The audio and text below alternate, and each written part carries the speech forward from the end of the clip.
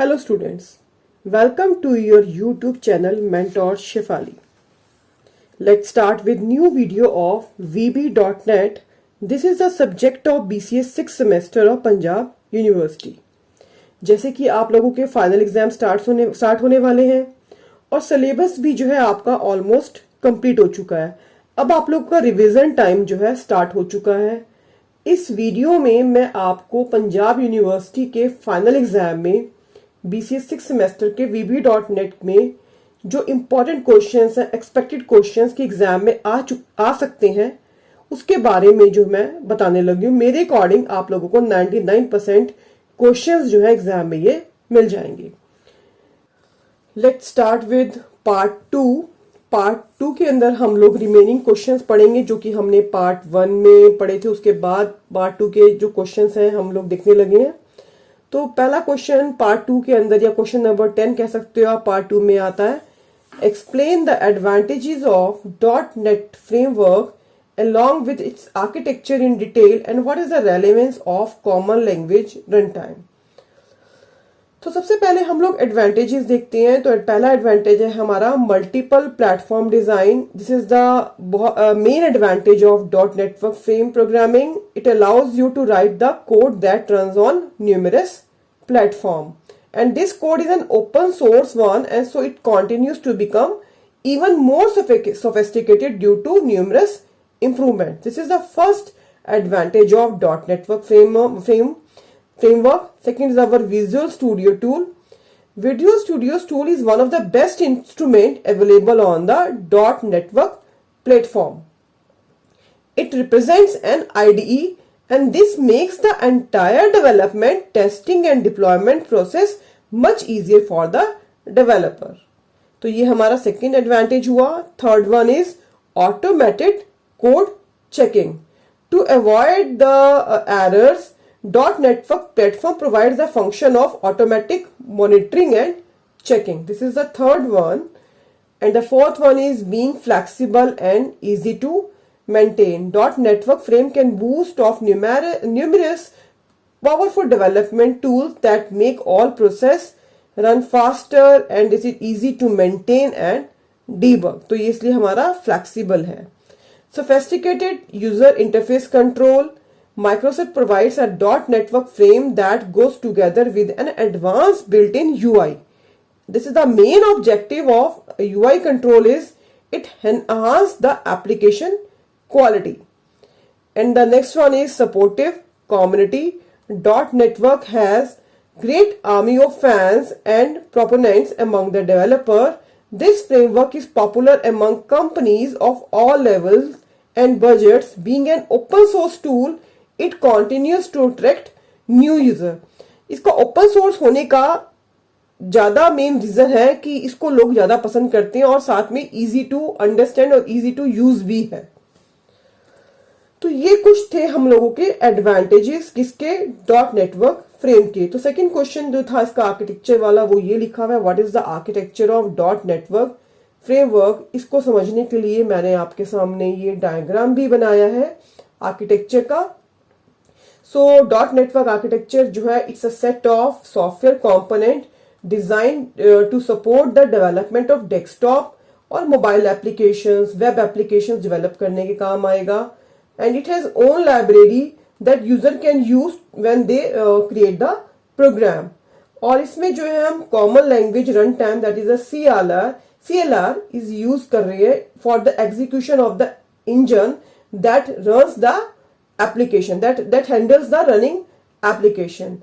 The main thing is it provides services like thread management, garbage collection, exception handling and so many more.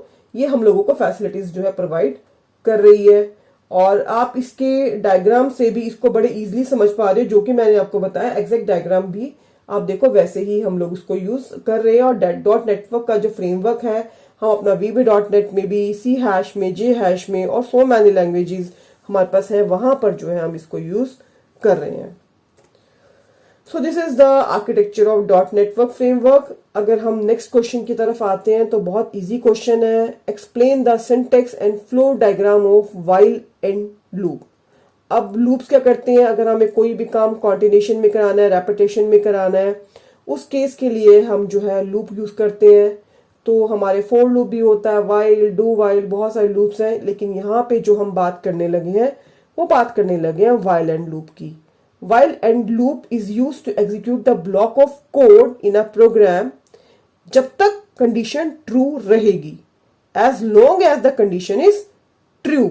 जैसे ही false होगी वो काम करना अपना बंद कर देगा। वाइल एंड लूप को हम एंट्री कंट्रोल लूप भी बोलते हैं। It is also called entry control loop. क्यों? जब भी ये लूप चलता है it firstly checks the condition. अगर कंडीशन ट्रू होगी, only in that case the body of the loop will be executed, और तब तक चलता रहेगा जब तक कि कंडीशन फॉल्स नहीं हो जाएगी। आप इसका सिंटेक्स देखिए, वाइल कंडीशन चेक हुई, अगर कंडीशन चेक सही हुई तो हमारा स्टेटमेंट ऑफ एग्जीक्यूशन चलेगी, और तब तक चलती रहेगी जब तक कि कंडीशन हमारी ट्रू रहेगी। अगर जब हमारी कंडीशन फॉल्स हो जाएगी तो इसका एंड हो जाएगा। तो this is the while end loop. अब इसका मैं आपको फ्लो चार्ट दिखाने लगी हूं। This is the flow chart of the while condition statement. तो वही जो हम लोगों ने डायमंड बॉक्स में कंडीशन लगाई, कंडीशन जो है हमारी दो तरह की हो सकती है, ट्रू भी और फॉल्स भी। अगर ट्रू है तो आपका कोड जो है आप देख सकते हो लूप में डल गया, वो चलता रहेगा जब तक कि वो फॉल्स नहीं होती। अगर हमारी फॉल्स है तो जाके उसका एंड हो जाएगा लास्ट में। तो this is the flow chart of while condition statement. तो एग्जाम में जैसे मैं यहाँ पे वाइल कंडीशन पूछी है, फोर भी पूछा जा सकता है, तो आप सारी कंडीशन स्टेटमेंट जो है प्रिपेयर करेंगे। नेक्स्ट क्वेश्चन आता है, what is input box and what is the purpose. Input box जो है बेसिकली आप जब यूजर से हम लोगों को वैल्यू लेनी होती है, in that case we use the input box. और इनपुट बॉक्स का एग्जाम्पल जो है मैंने आपको दिया हुआ है, देखो सामने मैंने इनपुट बॉक्स बना के दिखाया हुआ है, जहां पे हमने स्टूडेंट की डेट ऑफ बर्थ को जो है एंटर कराया है। तो बेसिकली इनपुट बॉक्स में हम वैल्यू एंटर कराते हैं यूजर से। और यहाँ पे भी आपको जो मैंने वैलिडेशंस बताए थे फर्स्ट वीडियो में, तो वो वैलिडेशंस भी आप यहाँ पे इनपुट बॉक्स में लगा सकते हो, जो कि मैंने डेट ऑफ बर्थ का ही एग्जांपल दिया था वैलिडेशन में। वहां ये वैलिडेशन आप इस इनपुट बॉक्स में लगा सकते हो। और ये सामने सिंटेक्स लिखा हुआ है इनपुट बॉक्स का।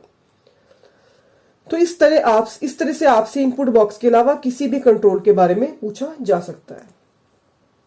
नेक्स्ट क्वेश्चन आता है हमारा, describe the various control structures available in VB.NET with example.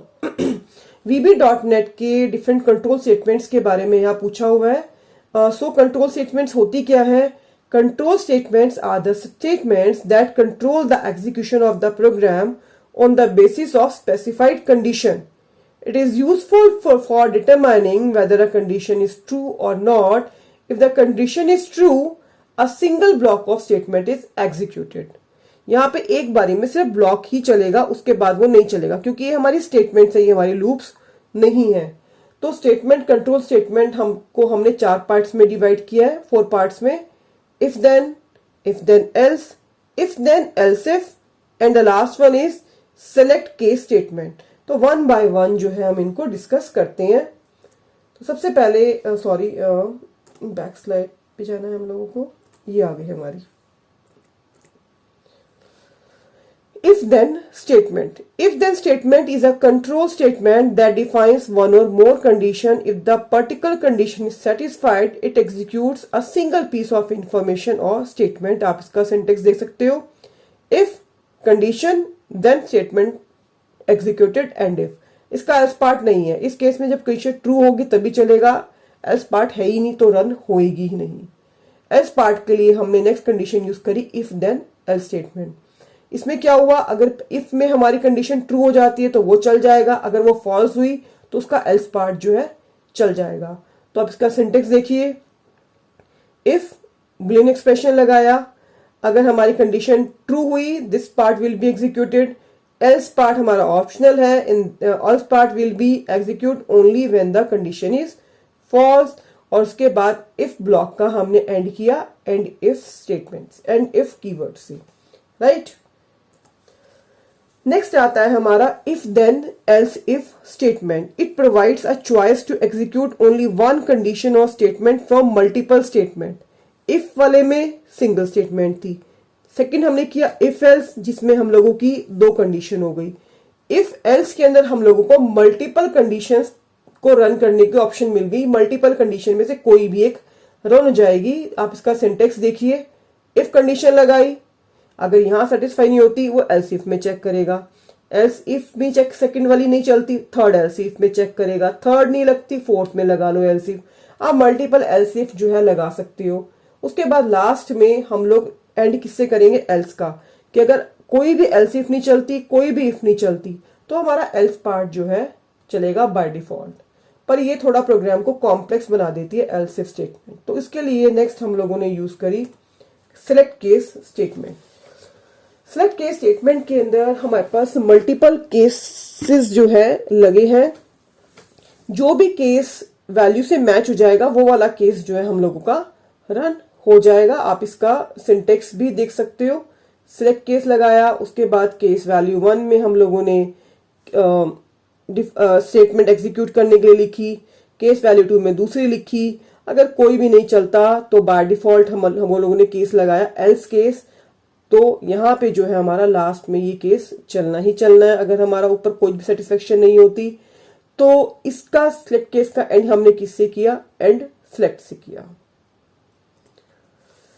Next question बड़ा इंपॉर्टेंट क्वेश्चन है ये। आपको 7 मार्क्स में मिल सकता है, आपको 1 मार्क्स में मिल सकता है। डाटा अडेप्टर होते क्या है। सबसे पहले data adapter is a part of ADO.NET data provider. Data adapter provides the communication between the data set and data source, and we can use a data adapter in the combination of database object, dataset object, that is these two objects combined to enable both data access and data manipulation capability।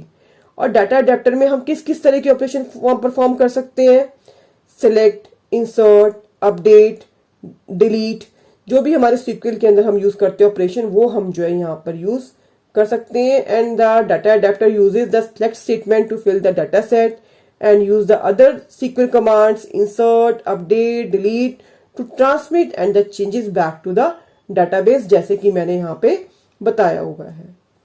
हमारा next question आता है question number 16। What is an array, what are the benefits of array and how arrays are created and accessible in VB.NET। तो सबसे पहले हम यहाँ पे array की डेफिनेशन बताएंगे। An array stores a fix size sequential collection of element of the same type. मतलब array is a collection of data type जिसकी जो नेचर है, डाटा टाइप की नेचर है वो सिमिलर होनी चाहिए। जैसे कि मैंने एज एंटर करनी है 10 बंदों की, 10 पर्सन की एज एंटर करनी है, तो सबकी जो एज एंटर करूंगी लेकिन सब जो है हमारे इंटीजर नेचर के होने चाहिए। So an array is used to store a collection of data, but it is often more useful to think of an array as a collection of variable of the same type। ठीक है, तो ये होगी हमारी array की definition. अब हम देखते हैं कि array को डिक्लेयर कैसे करते हैं VB.NET में। VB.NET में array को डिक्लेयर करने के लिए हम यूज करते हैं dim स्टेटमेंट का। ठीक है, तो देखिए जैसे मैंने लिखा है dim int data और उसकी रेंज दे रखी है 30। अब ये 30 में 31 एलिमेंट्स को स्टोर करेगा। रेंज 30 दी है लेकिन 31 एलिमेंट्स को स्टोर क्यों करेगा, हमारा जो इंडेक्स वैल्यू है वो 0 से स्टार्ट होगी। 0 से लेके 30 तक तो देखें तो 31 एलिमेंट्स हम लोगों के आते हैं। ऐसे dim str data as a string, अगर हम उसको स्ट्रिंग ले रहे हैं तो 21 स्ट्रिंग्स लेगा। तो dim 2D array, 2D array means is a name of the variable 10 to 20, तो ये हमारा 2 डायमेंशनल एरे हो गया। तो these all are the example of how to declare an array. तो ये मैंने आपको बताया। बेनिफिट क्या हुआ इसका एरे का, array is easiest to store the elements of the same data type. आपको हर बार अलग अलग वेरिएबल डिक्लेयर करने की जरूरत नहीं है। ठीक है, सेम डाटा टाइप की एलिमेंट को स्टोर कर लेता है। It is use to implement other data structure like stack and queues, and it is very convenient to represent matrix as a 2D array. So these are the advantages of an array। तो हम आपको एक question में बात करते हैं, explain the architecture of ADO.NET। ADO.NET uses a multi-layer architecture and that mainly uses a few concepts for instance connection, reader, command, adapter and data objects. ADO.NET introduced data provider that are a set of special classes to access a specific database, execute SQL commands and retrieve data. अगर हम इसको diagram से देखें तो ये हम लोगों का डायग्राम है आर्किटेक्चर किसका, ये आर्किटेक्चर का डायग्राम है हमारा ADO.NET का। तो इसके अंदर हमने यहाँ पे इसकी क्लासेस ऑब्जेक्ट्स को दो पार्ट में डिवाइड किया, कनेक्शन बेस्ड और कंटेंट बेस्ड में। कनेक्शन बेस्ड में हमारे पास जाता है they are the data provider object and such as connection, command, data adapter and data reader. और कंटेंट बेस्ड में हमारे पास क्या मिलता है हम लोगों को, data set, data column, data row and data relation, जैसे कि यहाँ पे डायग्राम के अंदर भी मैंने बताया हुआ है। इस डायग्राम को आप ध्यान से देखना और ध्यान से बनाना, ये बहुत आप लोगों को हेल्पफुल होगा। यहाँ पे हर चीज मैंने अलग अलग बताई कि कंटेंट बेस में क्या जाएगा और कनेक्शन बेस में क्या जाएगा। नेक्स्ट क्वेश्चन आता है, what is the use of save file dialog box control and what are the important properties and method, explain with example. Save file dialog box क्या करता है, it is used to select a location for saving a file and allows the user to specify the name of the file to save data। तो ये जो window बन के आई हुई है आपके सामने, डायलॉग बॉक्स बन के आया है, ये आपका सेव फाइल डायलॉग बॉक्स का है। तो आप देख सकते हो यहाँ पे आप नाम डालोगे और अपनी अकॉर्डिंग लोकेशन सेट करोगे और आपका डाटा जो है सेव हो जाएगा। ठीक है, तो ये तो हमारा है सेव फाइल डायलॉग बॉक्स। और नेक्स्ट पार्ट इस क्वेश्चन का था, उसकी प्रॉपर्टीज और मेथड्स बताने थे। तो सेव डायलॉग बॉक्स की प्रॉपर्टीज कौन कौन सी हैं, add extension, check file exist, check path exist, create prompt, default extension. These are some properties और उसकी डिस्क्रिप्शन भी मैंने दी हुई है, तो आप इसको देख लेना डिस्क्रिप्शन को, जैसे जैसे इसका नाम है वैसे वैसे इसकी डिस्क्रिप्शन है। और इसके ऊपर हम दो तरह के मेथड अप्लाई कर सकते हैं सेव फाइल डायलॉग कंट्रोल के ऊपर। Number one is open file, it opens the file with read and write permission. Reset all dialog box option to their default value, वो अपना डिफॉल्ट वैल्यू में चला जाएगा अगर हम रीसेट ऑप्शन को यूज करेंगे। क्वेश्चन नंबर 19 हमारा आता है, what do you mean by string function, discuss any three and their usages with the help of suitable code snippet. Snippet means small programme, a piece of code की help से हम लोगों ने इसको समझाना है। तो सबसे पहले हम बात करते हैं कि स्ट्रिंग होता क्या है। A string is a sequential collection of character that is called text.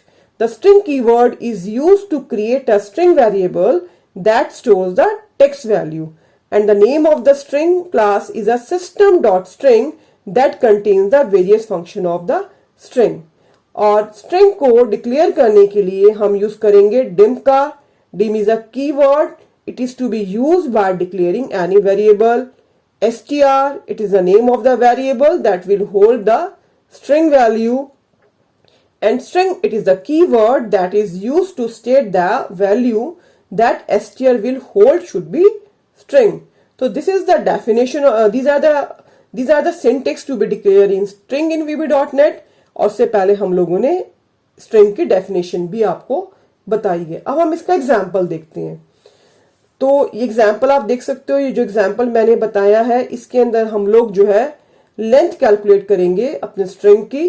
तो ये छोटा सा मैंने प्रोग्राम बनाया है, तो इस प्रोग्राम को आप देखिए, यहाँ पे मैंने वही जैसे आपको डिक्लेरेशन बताई थी स्ट्रिंग की वैसे डिक्लेयर किया है और फंक्शन लगाया है लेंथ को कैलकुलेट करने के लिए तो स्ट्रिंग की। तो ये हम लोगों को स्ट्रिंग की लेंथ कैलकुलेट करके हम लोगों को बता देगा। तो ये तो हमारा क्वेश्चन था स्ट्रिंग का। तो नेक्स्ट क्वेश्चन हम देखते हैं कि what is web form and web services and what are its advantages and disadvantage. सबसे पहले हम बात करते हैं वेब फॉर्म होता क्या है। वेब फॉर्म जो कि आपको कोई फॉर्म भरने के लिए दिया जाता है आपकी पर्सनल इंफॉर्मेशन के लिए, अपना नाम बताओ, क्लास बताओ, रोल नंबर बताओ, तो वो फॉर्म जो हो गया हमारा वेब फॉर्म, जिसको हम HTML फॉर्म भी बोलेंगे, where user can enter data और your personal information and that send to the server. जब हम उसको सबमिट कर देते हैं वो हमारा डाटा कहाँ चल जाता है, सर्वर के पास चला जाता है। इसके अगर हम प्रॉज मीन्स एडवांटेजेस की बात करें, ability to manage data, web form के थ्रू जो है हम बड़े इजीली अपनी इंफॉर्मेशन कलेक्ट कर सकते हैं एक फॉर्मेट के अंदर।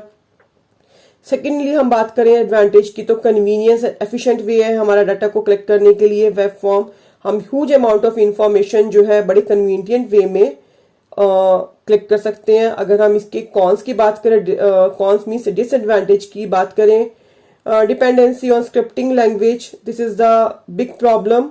इसके अंदर स्क्रिप्टिंग लैंग्वेज की डिपेंडेंसी ज़्यादा हो जाती है और कभी कभी हमारा एक्सपेंसिव और टाइम कंज्यूमिंग भी बन जाता है।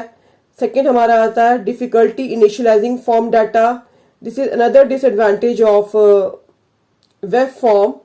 ठीक है, ये तो हमारा हो गया वेब फॉर्म के बारे में। अगर हम वेब सर्विसेज की बात करें तो वेब सर्विस क्या है? Web service is a web application which is basically a class consisting of methods that could be used by the other applications. It also follows the code behind the architecture such as ASP.NET web pages, although it does not have a user interface. तो इसके हम advantages की बात करें तो exposing the existing function of the network, web service is a unit of managed code that can be remotely invoked using HTTP. ये low cost communication है, standardize protocols है, इसके अंदर इंटरऑपरेबिलिटी है, means web services allow various application to talk to each other and share data and services among themselves. This is interoperability. तो ये हमारे हो गए एडवांटेजेस। नेक्स्ट हमारे आते हैं इसके डिसएडवांटेज। सबसे बड़ा टाइम कंज्यूमिंग, ऑथेंटिकेशन कम है, सिक्योरिटी और प्राइवेसी का सबसे बड़ा इशू रहता है हमारा वेब सर्विसेज के अंदर। तो ये थे हमारे वेब सर्विसेज के बारे में। तो ये क्वेश्चन कुछ में कंपलसरी क्वेश्चंस की लिस्ट है जो कि हमारे 1 और 2 मार्क्स में सेक्शन ई में आ जाते हैं, जैसे कि हायरार्की ऑपरेशन क्या होते हैं, what is the purpose of common type system, what are the components of dot network framework, difference between slider control and spin control, difference between state and session, difference between connected and disconnected model, what is provider class, data reader, data adapter, CLR क्या है, आपका ADO.NET क्या होता है, ID क्या है, VB.NET, list of major web services, web form, combo box, list box, what is the role of data reader, data adapter, data navigation, data manipulation। ये questions जो है हमारे 1 और 2 मार्क्स में कई बार एग्जाम में पूछ ले जाते हैं। तो इन क्वेश्चंस को आप पढ़ोगे और इन क्वेश्चंस के आंसर्स जो है मैंने अभी आपको प्रीवियस क्वेश्चंस में सारे बता दिए हैं, जो लेंथ हम लोगों ने लॉन्ग क्वेश्चंस किए हैं। आप शॉर्ट फॉर्म में भी वो लॉन्ग क्वेश्चंस जो है इस तरह से आ जाते हैं। So thanks for watching my video. I hope कि आप लोगों को ये वाला सेशन सेकंड पार्ट जो हम लोगों ने VB.NET का देखा है अच्छा लगा होगा और समझ भी आया होगा। इसी तरह मैं आप लोगों के लिए वीडियो लाती रहूंगी। अब मैं नेक्स्ट वीडियो आप लोगों के लिए ई कॉमर्स की और कंप्यूटर ग्राफिक्स की भी लेके आऊंगी और ये वीडियोस जो है सभी इंपॉर्टेंट क्वेश्चंस की हैं पंजाब यूनिवर्सिटी